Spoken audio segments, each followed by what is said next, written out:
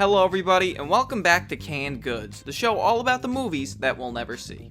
Steven Spielberg needs no introduction. His films are beautiful, awe-inspiring, and ooze atmosphere. He's helped craft so many iconic films, but few of them are as iconic as the 1982 classic, E.T. the Extra Terrestrial, a perfect, self-contained story. But that wasn't always going to be the case. At one point, Spielberg was going to return to direct an E.T. sequel that would have taken a very strange turn. So today, we're going to talk about that could-have-been movie as we break down the development, plot, and cancellation of E.T. 2: Nocturnal Fears.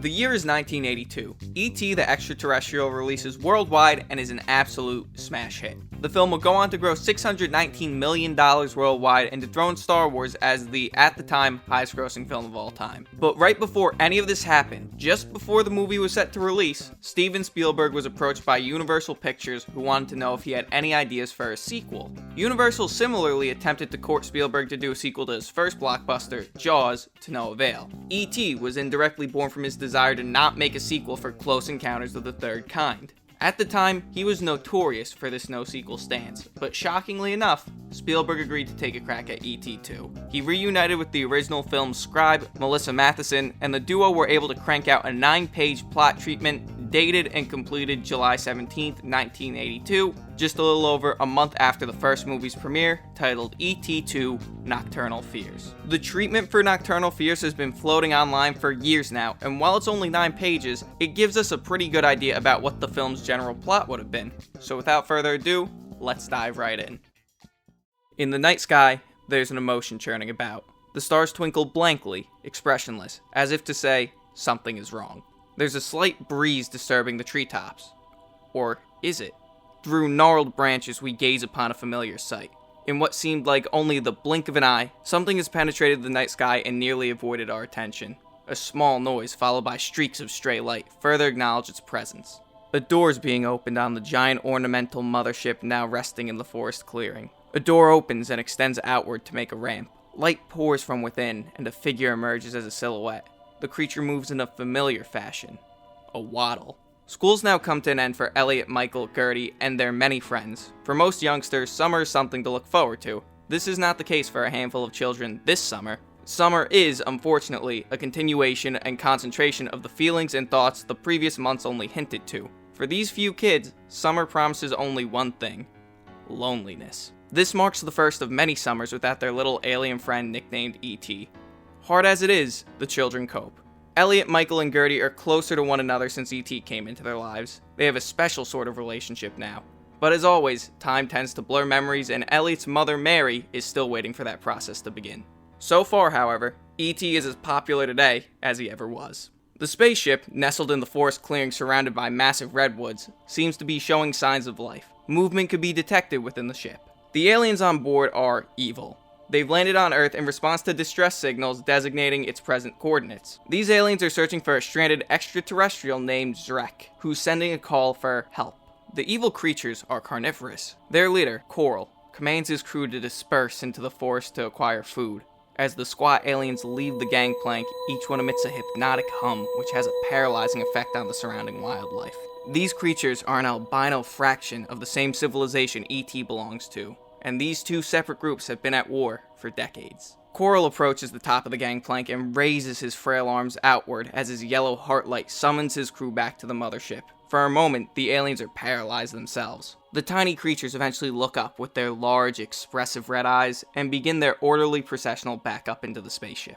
Inside the craft is a vast assortment of large plants and animal-like beasts in cages of light, obviously specimens from past voyages. At Elliot's home, we see him climbing onto his roof to check E.T.'s communicator, which has been anchored down and sending messages into space ever since E.T. left Earth. Elliot's father returned from New Mexico months before and filed for divorce and moved back to New Mexico, but Elliot's family has seen harder times, and the fact that Mary has been dating Dr. Keyes since they met just before E.T. left has eased the strain considerably. One thing is certain: everybody under this household's roof has something in common: E.T. Keyes has told his story time and time again about his meeting with the tiny, confused E.T. It's a story full of emotion, surprise, and mystery. Keyes never plays down how important that experience was to the direction his life took from then on. Keyes admits his life ambitions were channeled toward more positive and rewarding goals. He didn't continue to live in a dream world of hope that he would one day meet his space friend again, like he fears Elliot and his friends are now. Keyes insists he chose to pursue medicine and science because of E.T. Recently, Elliot has been sensing something he can't explain. His umbrella communicator is reacting strangely. He thinks it could be receiving a message from space. In his room, Elliot is searching for something. On his wall is the Polaroid snapshot of himself with Michael and E.T. on Halloween night. Above his bed, we see E.T.'s clay planets suspended by wire from the ceiling. Elliot emerges from his closet with a pot. His face becomes sad. The geranium is still dead. He puts the pot on his dresser and sits on his bed, thinking. Later, Elliot jumps up happy and races through his house. He finds Michael and Gertie and makes them promise their most excellent promise that they'll tell nobody what they're about to do. Having finished that, Elliot calls his D&D buddies Steve, Tyler, and Greg and tells them to ride their bicycles to the forest clearing because E.T. could be coming back. There have been numerous reports of unexplained cattle mutilations in the surrounding countryside. At the clearing, we sense danger. We see shadows and undefined forms lurking in the nearby forest. Night is falling, and in the distance we hear a commotion. Elliot and his friends are converging on the clearing, unaware of any trouble.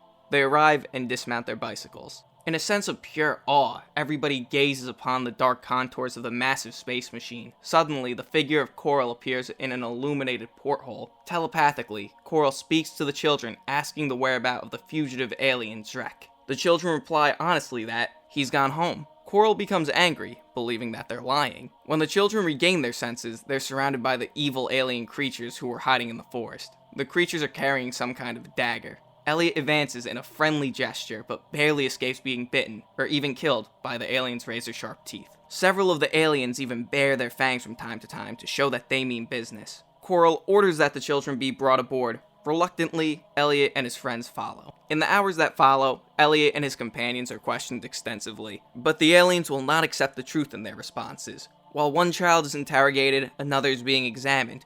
Gertie is crying, calling for Mary and E.T. for help. The others endure, as their wargaming experiences have taught them. At Elliot's home, Mary is arriving from an extended date with Dr. Keyes. They enter the empty house and proceed to investigate further why nobody is home. It's past 11 p.m. It's now time for Elliot to be questioned. The aliens show no mercy when he replies the truth. The questioning process only intensifies when they learn from his memory that he's dealt directly with Drek. The pain is tremendous for Elliot, and he breaks down and begins screaming for E.T.'s help. Elliot blacks out, but the echoes of his last cry can be heard from a distance. At this point, we follow upward, the echoing cry for E.T. into the cosmos, where the painful cry seems to die. In the meantime, Keyes and Mary decide not to call the police yet. They hear a strange noise coming from somewhere. They finally realize that the strange sound is coming from the roof. Mary leads the way to Elliot's room where there's a trapdoor leading to the attic. From there, Keyes climbs out a window and up onto the rooftop. He witnesses a bizarre sight. The communicator is vibrating crazily and rotating to a new position. The keyword readout is repeating the same entry. E.T. help Elliot soon. Keyes calls Mary onto the roof. When she arrives to read the message, they embrace and go back through the attic into Elliot's room. Mary turns and sees the geranium blooming to life. She lets out a feeble yelp and begins to cry. Keyes and Mary are now aware of what's been happening. They go to their car and head for the forest clearing. Elliot is physically and mentally drained now. Because he's no longer of any use to the aliens, they carry his limp body into a light cage, where Michael and Gertie are already resting. Suddenly, we hear a strange resonating hum throughout the ship, yet it's not coming from within the ship. All the evil aliens freeze. A hatch opens to reveal E.T. with his glowing finger raised and his heart light pulsating. Elliot awakens immediately. E.T. advances towards the captives and deactivates the light cages. He and Elliot embrace with tears in their eyes. Elliot, Michael, Gertie, Steve, Tyler, and Greg leave the evil mothership and wait for E.T. to come out after reprogramming the aliens' navigation controls. E.T. exits the ship and rejoins his faithful friends. Soon after, Mary and Keyes arrive and are reunited again with the magical little alien named E.T. After saying their tearful goodbyes, E.T.'s own mothership descends from the heavens to take the place of the evil ship that's now en route to a remote corner of the galaxy. There's hope in everybody's eyes as they all again behold the picturesque departure of their favorite alien. Dreams can come true. The end. And since that was a straight read of the treatment, credit, of course, to Steven Spielberg and Melissa Matheson. I really like the fact that our main roster of characters is largely unchanged from the first movie, because the story would presumably have time to develop those characters that were more secondary in the original film, like Dr. Keyes and the group of friends. But that's about where it ends with the stuff I liked about this, because this movie sounded bizarre. The evil albino race of ETs reminds me of the early Rick Baker production designs for the original movie, where ET, or should I say Shrek, looked more like a traditional alien. And speaking of Shrek, I could understand the line of logic that ET definitely does have a name on his homeworld, but why does that name matter? The movie's clearly called ET2 Nocturnal Fears, not Shrek 2 Nocturnal Fears, so the movie itself is telling me that it doesn't care about the name either. And the fact that ET only shows up at the tail end of the last act of a movie called ET2 seems like a very weird call on Spielberg's part. The whole background knowledge with Elliot's dad moving back and officially divorcing Mary and then leaving again seems really superfluous, especially since in the first movie they make reference to the fact that he's not really in the picture anymore. But the most egregious offense, at least in my opinion, is that the story seems mean-spirited, which is the exact opposite of the original movie. I mean, the entire second act is all of the kids getting tortured. Sequels change in tone all the time, and many times they are darker than the original movie. But there's a huge difference between changing the tone of a movie and betraying the original film. So with all these points about Nocturnal Fears in mind, that raises the question, why did it get canned? After the success of E.T., Spielberg talked openly about the sequel happening in the months immediately following the movie's release. But after that, he went radio silent. A possible explanation is that he maybe was high on the success of the movie, and after the hype died down, he realized that maybe a sequel wouldn't be the best idea. And we actually have a few pieces of evidence to back this explanation up.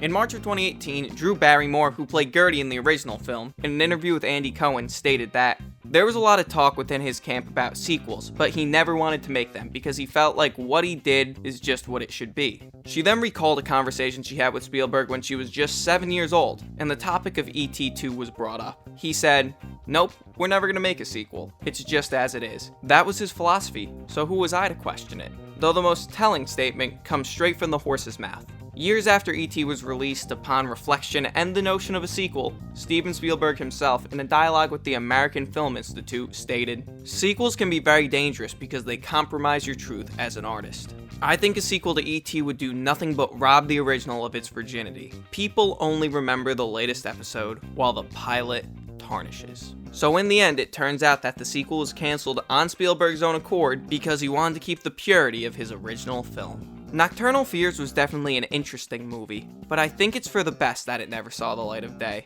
Because when a sequel strays so far from the original film, that it betrays the core of what made the original so special, why make it in the first place? But that's the story of ET2, Nocturnal Fears, and the end of yet another episode of Canned Goods. So until next time, thank you for watching, have a beautiful day, and stay Hemas.